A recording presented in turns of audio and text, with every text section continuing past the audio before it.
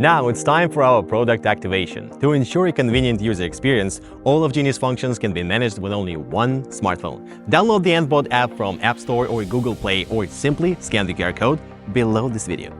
Open the ANTHBOT app, register an account using your email, and log in. After logging in, tap Add Device. Now it's using Bluetooth to search for nearby Genie devices. Once your Genie is found, select it and enter the device PIN code. The default PIN is 4 zeros.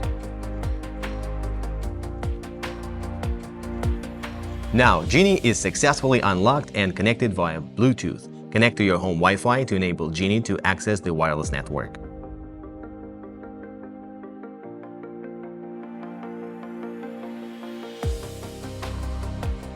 At this point, Genie has been successfully activated.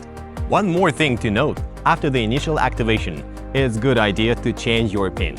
Tap Add a Robot, then tap the menu icon and set your own personal PIN for your Genie.